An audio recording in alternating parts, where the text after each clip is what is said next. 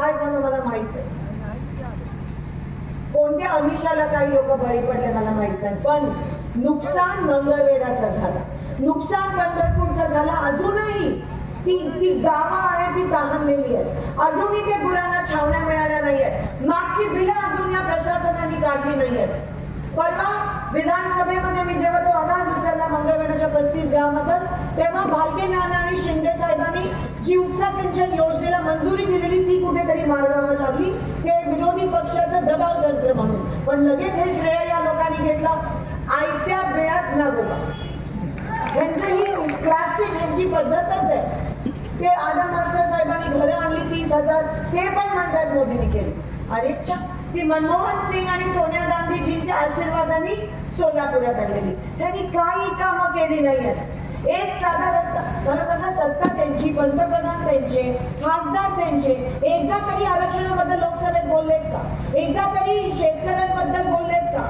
एकदा तरी महागाईबद्दल बोललेत का? नाही. तुमचा वापर केला, मतं घेतली, सत्तेची फक्त मजा केली या लोकांनी आणि वाटोळा सोलापूरचं झालं. ज्या अन्नदाता शेतकऱ्याच्या पोटावर जे सरकार, मायबाप सरकार आपण म्हणतो, त्याच सरकारने तुमच्या पोटावर पाय दिला. ह्याच्यापेक्षा मोठा पाप लोकशाहीत असू शकतो का? मला सांगा. ती हाय मिळेल ना, तुमची हाय मिळेल. आज सगळ्या गावामध्ये सगळ्या लोकांनी ठरवलं आणि भगीरथ दादांनी पण ते ऐकलं की लोक म्हणतात आम्ही पुढाऱ्यांचं नेत्यांचं ऐकणार नाही. ही निवडणूक आता लोकांनी ताब्यात घेतली आहे.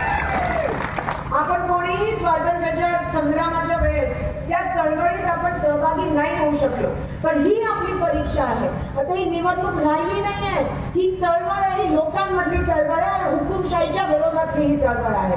आणि म्हणून ही निवडणूक माझी नसून ही लढाई आपल्या सगळ्यांची लढाई आहे. ही आरक्षण मिळण्याची लढाई आहे, ही लोकशाही वाचवण्याची लढाई आहे, ही शेतकऱ्यांना न्याय मिळण्याची लढाई आहे, ही महिलांना सन्मान मिळण्याची लढाई आहे, ही मंगळवेढाच्या दुष्काळग्रस्त गावांना पाणी मिळण्याची लढाई आहे. गोविंद शिल्प घेऊन येत आहे 79 ट्विन बंगलोचा भव्य दिव्य पंढरपुरातील एकमेव प्रकल्प.